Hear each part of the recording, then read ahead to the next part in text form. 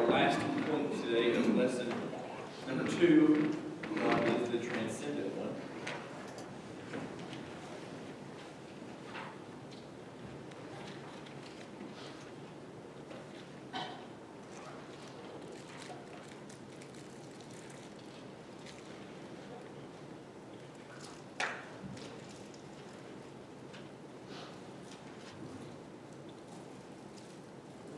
Clicker back here?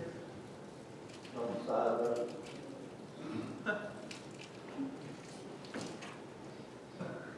I just see that. I help Or find is it it? better. I think does it all the time too.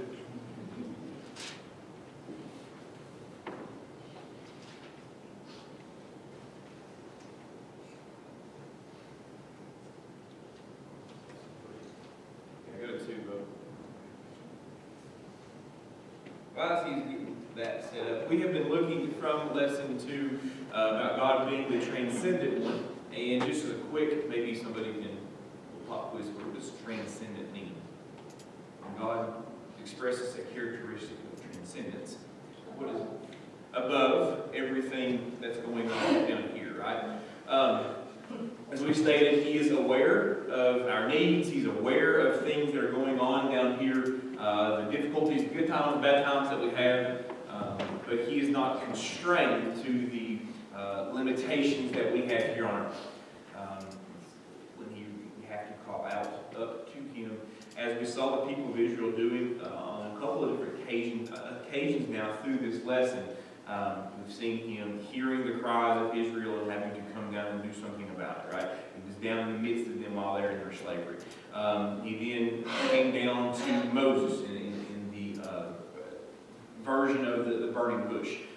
He had to physically come down and reveal Himself to Moses, and we see Him continuing to be transcendent. And again, that's just a characteristic of who God is, and we're going to see 13 of these as we go through these lessons. Last week we saw God give Moses essentially the commission of what He's going to do, right? He gave him the messages, told him exactly what was going to happen. And as we finished up last week, God has now told Moses that He is going to be the dude in charge of going back to Egypt, gathering up the people of Israel, going to Pharaoh and saying, all right, you're done, we're out of here. And then leading the people out of Egypt into the promised land. And God told Moses specifically that Pharaoh's going to say, no, he's not going to want you to go. I'm going to step in and use my power and reveal some of my abilities on Pharaoh and on the Egyptians. And then eventually He's going to let you go, right? It's going to take a little time, but eventually He's going to let you go. And that's where we finished up with last week, is that God is going to kind of chip away at Pharaoh and at the Egyptians with using His mighty hand, which of course would be the plagues that we're going to be looking at here soon. And essentially softening the hardened heart of Pharaoh, to the point where he eventually allows them and allows the people to go. Now, we've seen now Moses on 2 different instances as God is revealing this plan to him, be very, very unsure of why God is choosing him to do this.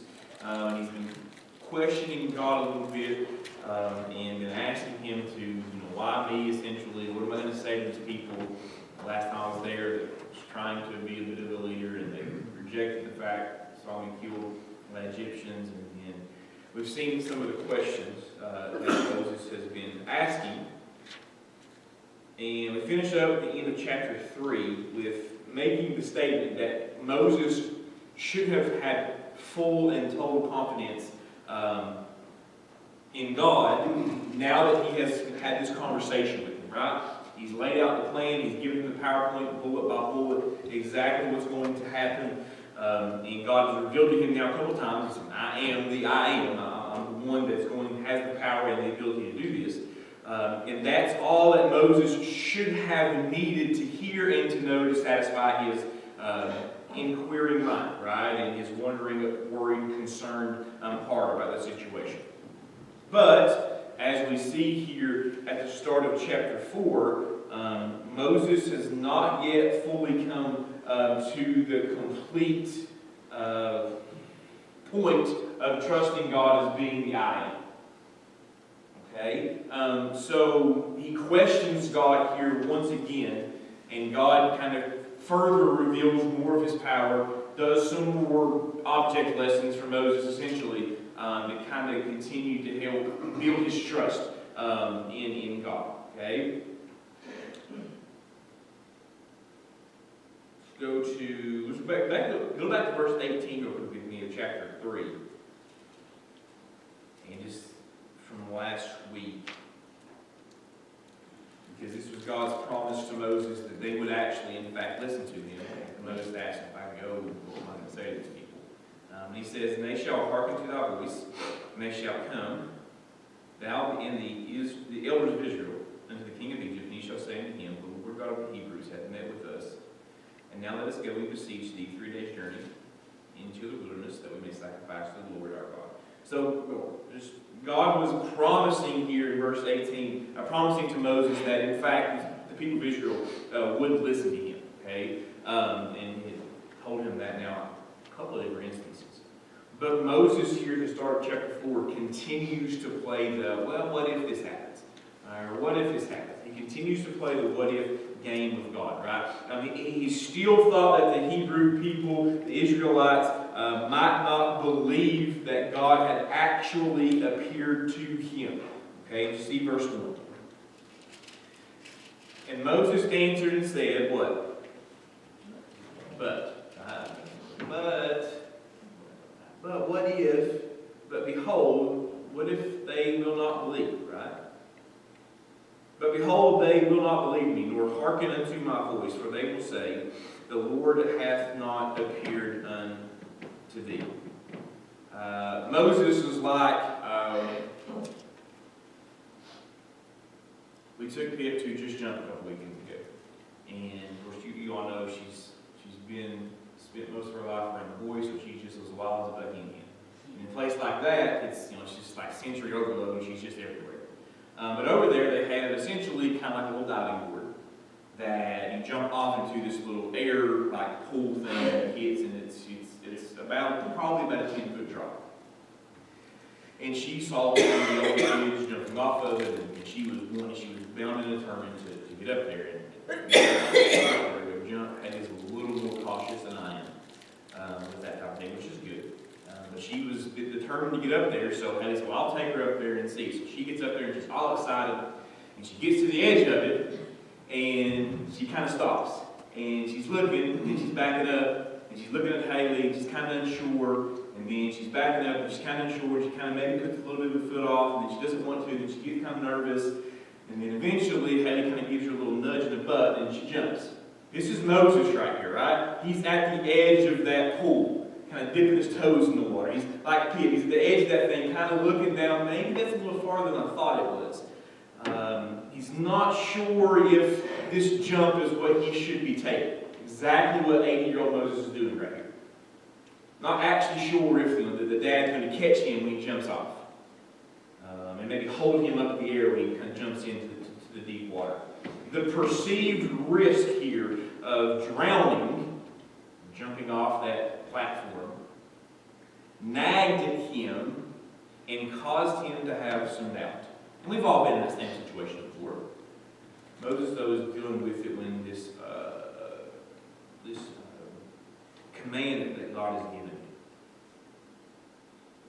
For Moses, the risk of rejection by the Israelites nagged him.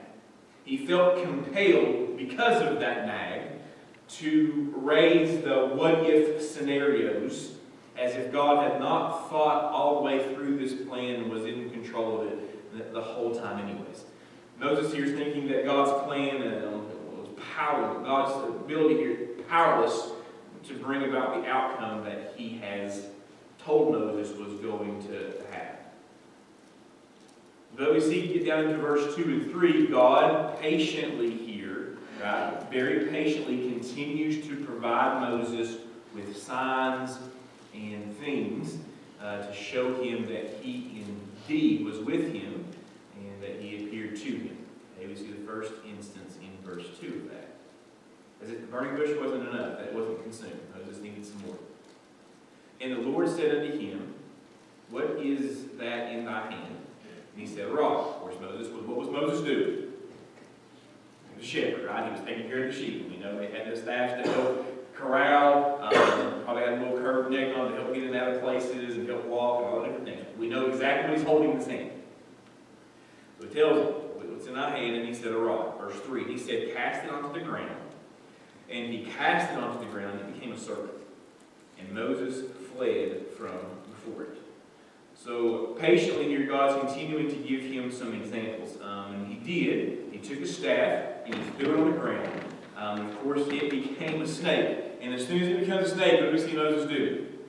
He's just afraid to get bit by it, right? Probably wasn't just any, probably wasn't a black snake, probably a rattlesnake or a cobra or something. Moses would have recognized it. He ran away, was scared it was going to bite him. Or he ran from it. And then when most of the time, unless you're Mike Coleman, when you see a snake, what do? We run from it. I've told this story from this pulpit before, and we'll tell it again because it had an indelible, left an impact on my life. I was probably 7 or 8 years old, Mike, probably, maybe even younger. I was staying we used to stay the week with Mike and Sue when I was little, and I'd get into some stuff. That's where I learned how to drive dirt bikes and all kinds of good things. But anyways, we were coming back from Clintwood. We'd been over there getting something to hit Hardee's and that old thing y'all used to have. And there was at the time, it was like a 27-foot black snake on the road. Mike just pulls over. We had a cooler for whatever reason in the middle of that thing. And he gets out, and my big eyes and big walks up to that snake, grabs it by the tail, bam, pops the thing and breaks its neck, throws the snake into the cooler that's set beside me and is taken home and feed to the dog. But most people, of course, are scared to death of snakes. Mike, not so much. Moses here is scared to death of snakes. I can see Moses grab that thing by the tail and snap his neck home and feed the dog with. Again, I tell that story every time I talk about snakes because it left an impression on me. But we see Moses, the opposite of that, scared to death of this snake. And as most of us are, ran from it. And the reaction there is pretty much normal. Everyone, for the most part, when they see a snake, recognizes the threat of the snake. Of course, Mike knows it's a black snake. There's nothing he can do to him. If it's a big rattlesnake, he's probably not going to go there and grab Mike's tail. But he sees this, and the reaction that most of us have, we know the threat there of a snake. But once Moses kind of steps away, as we see here in verse 4, kind of has a chance to consider what exactly just happened. He becomes pretty emboldened and grabs the snake. Verse 4. And the Lord said unto Moses, Put forth thy hand, and take it by the tail. And he put forth his hand and caught it, and it became a rod in his hand again. So Moses, who just had this rod, threw it down, and he had the first initial shock of, oh my goodness, there's a snake. But as he steps away, God kind of talks to him, well, that was just my staff a second ago. And God's turned that thing into that snake. And he has a second to kind of contemplate and realize exactly what's going to go on. He grabs the snake by the tail, just as God has instructed him. Of course, in most instances, if you go down and you grab a snake by the tail and don't hold it far enough away from it, the snake's going to try to bite you. But as we see, though, God, of course, instead takes that snake and turns it back into the staff that Moses was previously holding in his hand. So we're starting to see a bit of a change in Moses here, right? Verse 5. That they may believe that the Lord God of their fathers, the God of Abraham, of Isaac, and of Jacob, hath appeared unto thee. Moses' faith now, as we're starting to see chapter 4, how is it changing? Or how would you describe it? It's what? It's growing, right? There's the deepening. There's a growing of that faith. Of course, we know there's a couple more signs God's going to give him there. Why do you think God used the instance of turning that staff into a snake? Why this demonstration? Of all the things God could have done, he could have just made a million snakes appear. Right? Of all the things he could have done, Why this demonstration? Let's think about Pharaoh and the Egyptians. Okay? What do we know about pharaohs and the Egyptians in that culture? They worship a lot. They worship a lot of animals. As a matter of fact, if you go and you do a quick Google search of a pharaoh headpiece, on the headpiece is a snake, right? Is a viper. So they would have found some power in it and thought that there was maybe had some reverence, obviously, for the snake. He wore a headdress that way. And when later on, when Aaron turns Moses' staff into a snake, in a little bit, the term used for snake there is actually tannin, which was what the Hebrews kind of mockingly called Pharaoh amongst their own people. Kind of a nickname for him. So he's kind of to show God's power over Pharaoh, right? It's kind of one. We see that kind of happen. Verse 6, we see two more signs as well that God gives Moses to kind of help further deepen his faith. And the Lord said, furthermore unto him, put now thine hand into thy bosom. And he put his hand into his bosom, and he took it out, and behold, his hand was leprous as snow. Now, of course, all through scriptures we know that a leper was considered to be what? Cast out, highly contagious. So when Moses takes his perfectly good and normal hand and places it into his coat, pulls it back out, it's full of leprosy. It would have been a kind of a pretty, that's a terrible, terrible disease. Verse 7, he said, put it back into thine hand, thy bosom again. And he put it into his bosom again, and plucked it out of his bosom, and behold, it was turned again as his other flesh. What's another thing we know about leprosy? Was it curable? No, absolutely not. As a matter of fact, Legionnaire's disease, which is what leprosy is, even today, can't cure it. So him pulling it out, being riddled with leprosy and putting it back in, that's showing God's power over sickness, right? Showing more of his power. When Moses pulled his hand out, would he have known what leprosy was? Absolutely, right? He would have definitely known as soon as he looked at it exactly what was going on with his hands. So again, God demonstrating his power over more things. This sign, it's a very powerful sign to Moses that he had power to inflict harm on the human body. He had power to recorrect and heal that harm as well. Because eventually, as we see in chapter 9, God's going to bring harm on the Egyptians and on their bodies. And then verse 9 was the next demonstration for him.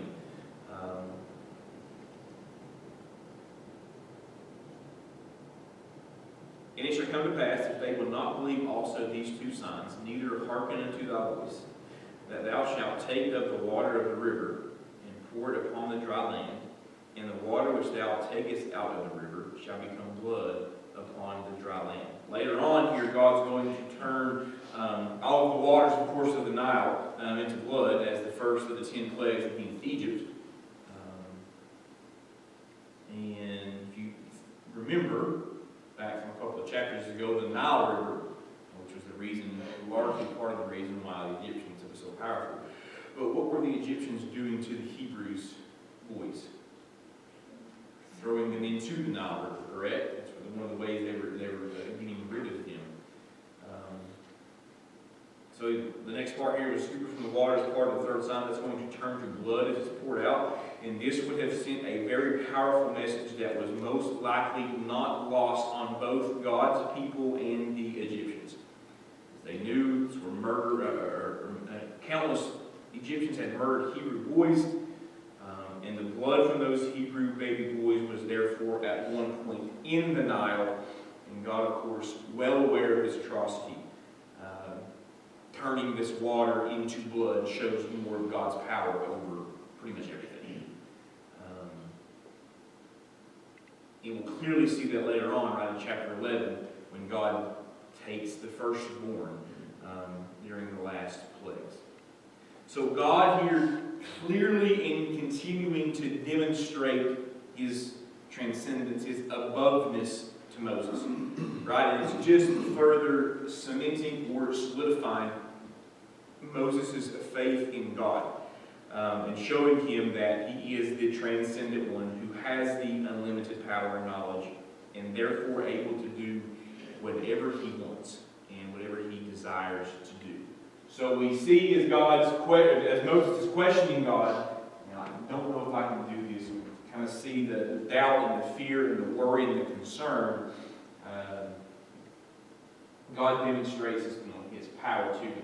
And then to kind of bring this story full circle, once Pip had the first time realized that it was okay, guess what she did 100 times? Over and over and over and over and over again until she was absolutely well, because she realized that, hey, this is exactly what we're supposed to do, and it's okay that it happens. Same thing here we see with Moses.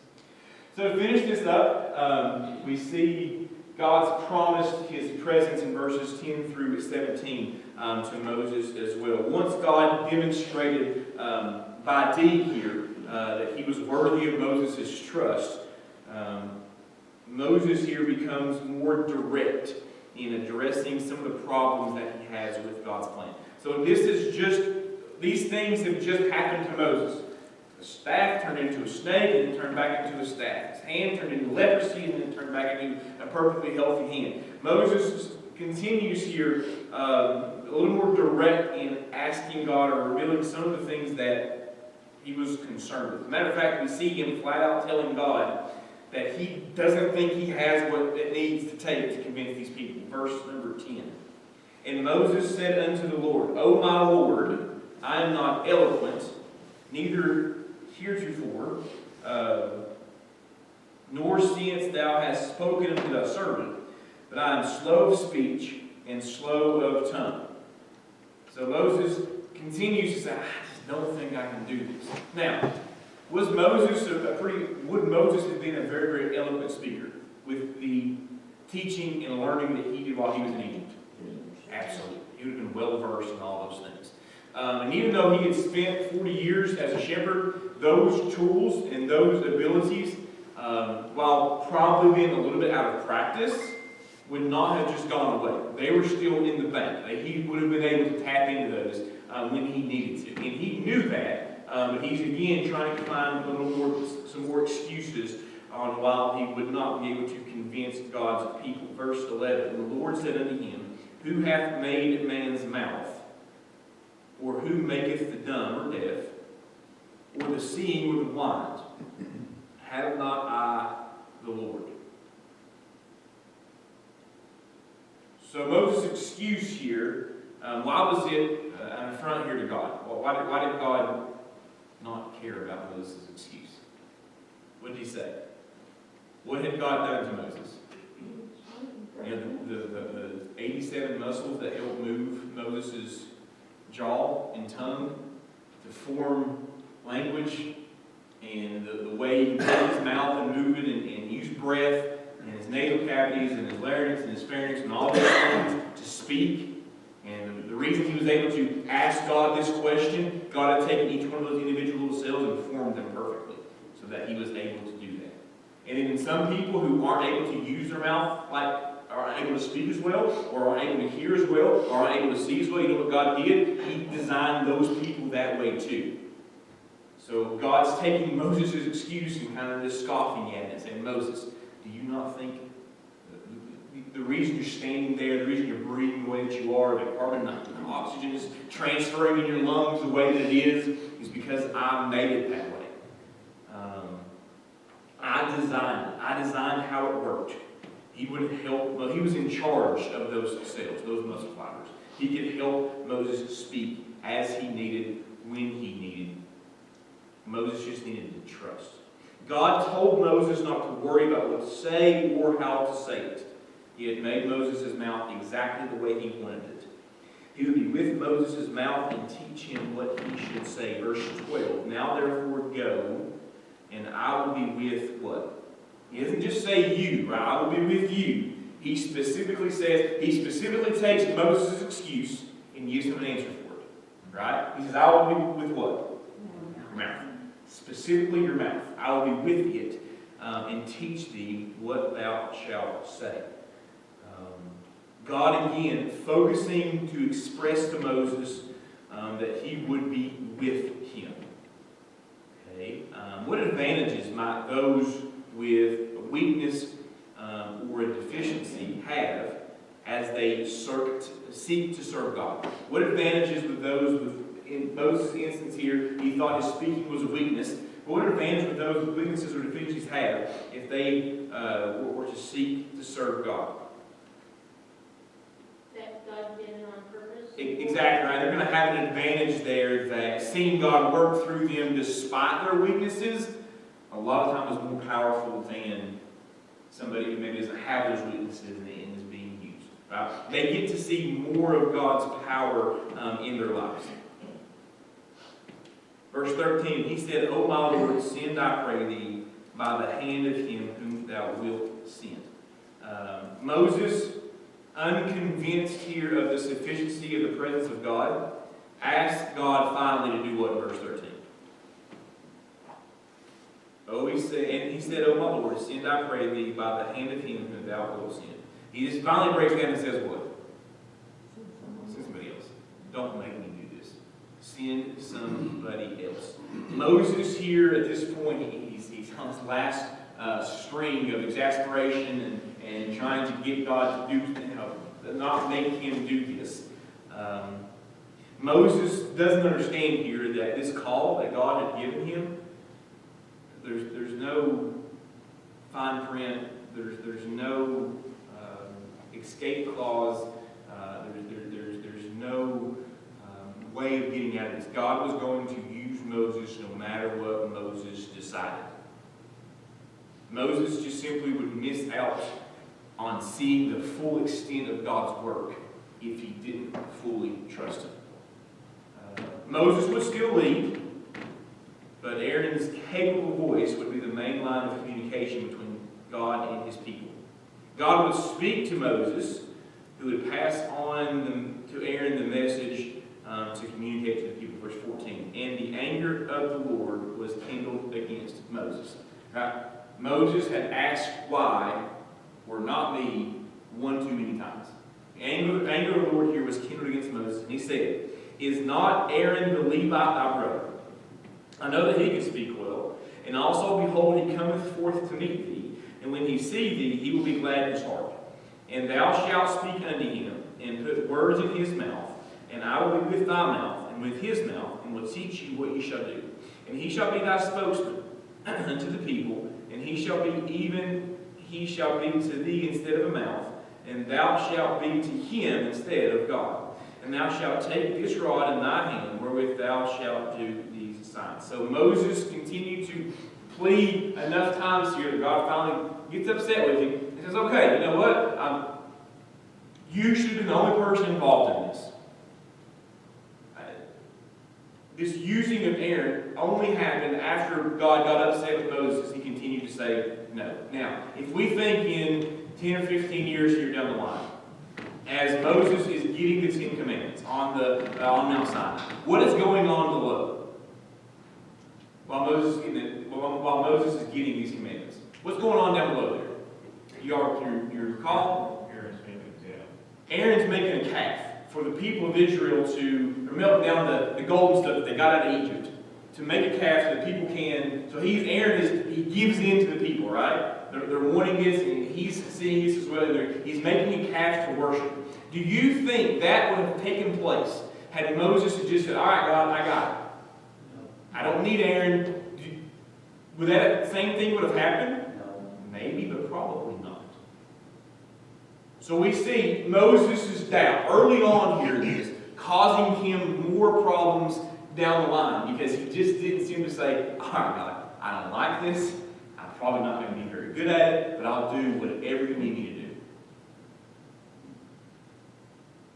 Now, at the time, Moses probably doesn't understand the consequences that are going to come several years down the line for his disbelief and his unwillingness to do what God has called him. We don't always understand what God wants us to do, but we better be willing to do whatever He asks us to. God's patient and He's just and He's loving. And He only takes so much. That's who He is. It's because He's God. It's part of His character. So when God gives the call, we answer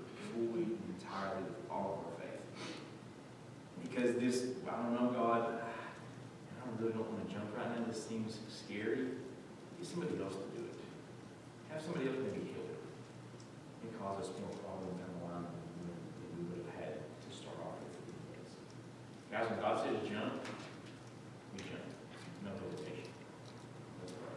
Dear Heavenly Father, thank you for the lesson we have here and being able to continue to see Moses as God, Lord, and see early on some of the problems, Lord, as he moves into this, and we see his faith continue to build, and you continue to use him in a mighty way, and again, we see him slip up a time, Lord, and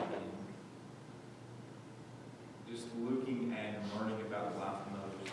There's so many small lessons that it's critical for us to use in our own walk daily. We don't know how we're going to get from point A to point B, but you know you want us to get to point A, Lord, so we just need to trust. We just need to have faith and know that the plan is already been taken care of and you're in control of it. It may cause us to be uncomfortable, it may even hurt for a while. We may be in the middle of a thing and have no idea how we're going to get out